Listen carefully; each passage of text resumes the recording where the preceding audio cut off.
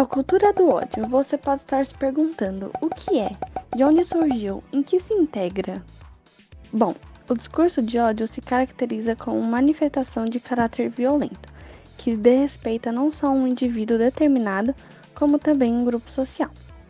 Esses ataques, em geral, são direcionados a características como raça, orientação sexual, religião, nacionalidade, gênero e classe social. Nesse sentido, a manifestação de ódio pode alimentar perseguições e provocar até mesmo conflitos originados primordialmente pela não aceitação das diferenças de um determinado grupo social. Esse tipo de ação está impregnada na sociedade e se apresenta de forma padronizada em determinados aspectos, pois ele nasce nos preconceitos sociais contra determinados segmentos e grupos, e é derramado por meio de atitudes de ódio contra a existência e o convívio dessas pessoas na sociedade. A cultura do ódio está presente na nossa sociedade atual muito antes do que imaginamos, como por exemplo no Brasil, no século XIX, havia a política do branqueamento da população, onde, assim dizendo, os colonizadores não queriam mão de obra negra em suas terras, dessa forma as caracterizando como inferior. Nos dias atuais, podemos caracterizar esse ódio às mulheres, aos homossexuais, às pessoas que estão fora dos padrões de beleza, pessoas de diferentes religiões e, em especial, às afrodescendentes. A política do cancelamento também pode ser um exemplo, pois as pessoas distribuem ódio de forma gratuita, especialmente por meio das mídias sociais. Analisando a cybercultura, podemos falar sobre o Pierre Bourdieu, que na verdade ele refere-se a mesma ao conjunto de recursos ou até informações disponíveis e mobilizáveis em matéria de cultura dominante ou legítima.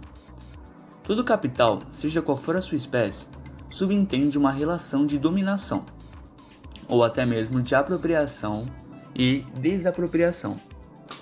O capital não é, portanto, uma coisa, uma substância, mas sim uma relação de poder correspondente a um determinado estado de forças na luta de classes.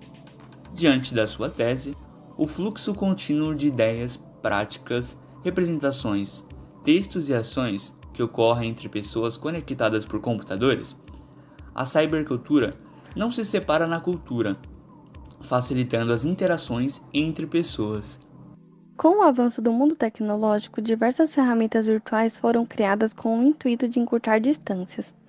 A difusão de ideologias de vários lugares do mundo está centralizada em um cyberespaço, e junto ao lado de todas as ideias, opiniões, informações e conhecimentos propagados, estão também as manifestações de ódio e discursos ofensivos, estes fantasiados pela falsa ideia de liberdade de expressão.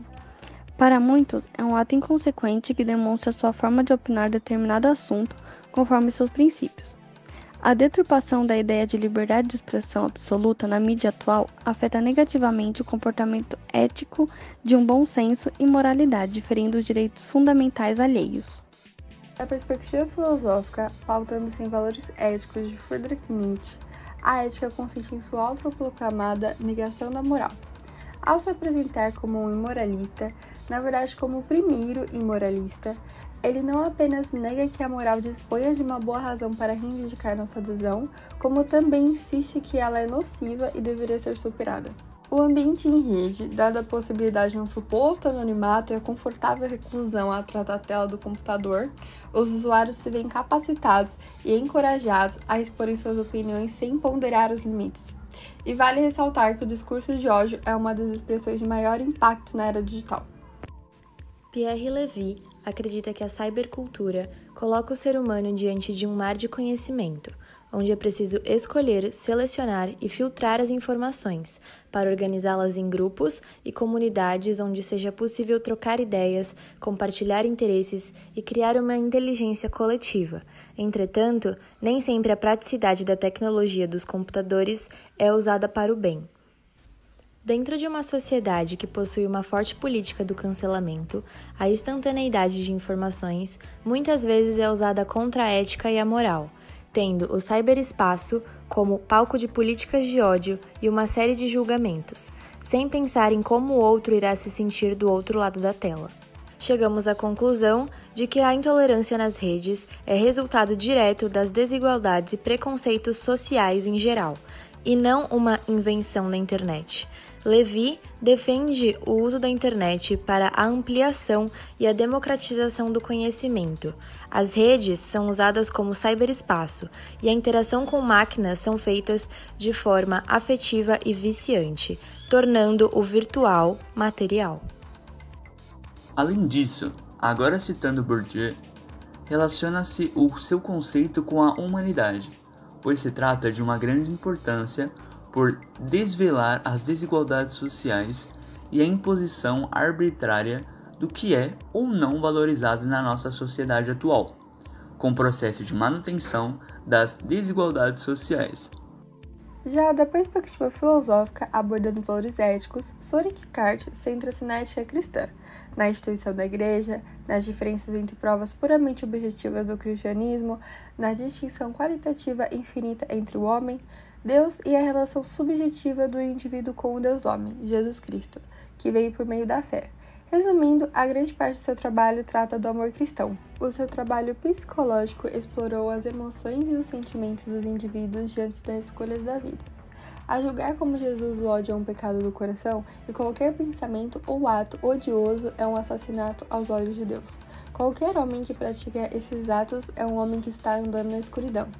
A não violência ensinada e praticada por Jesus deve ser paradigma para todos os cristãos.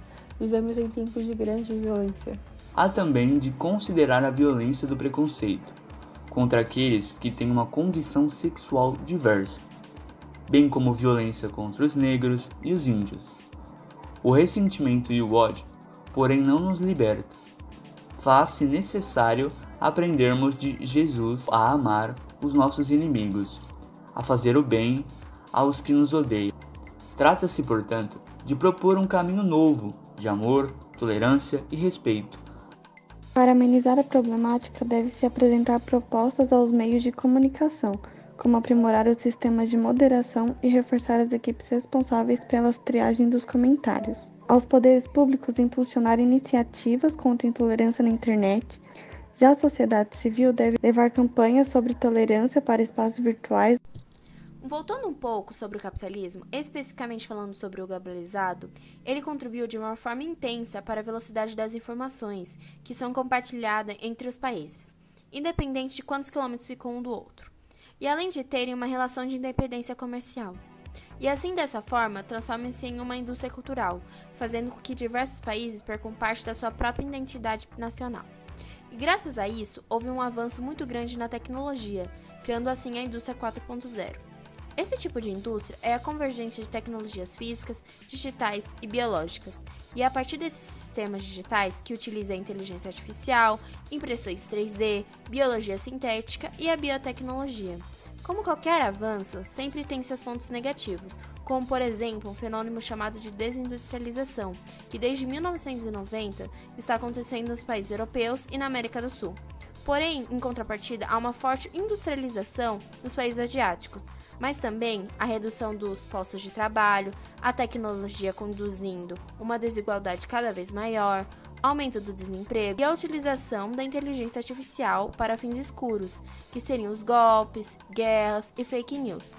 Por outro lado, tem a modificação do cotidiano no setor industrial, alterações nas relações de consumo e o surgimento de novas formas de negócio,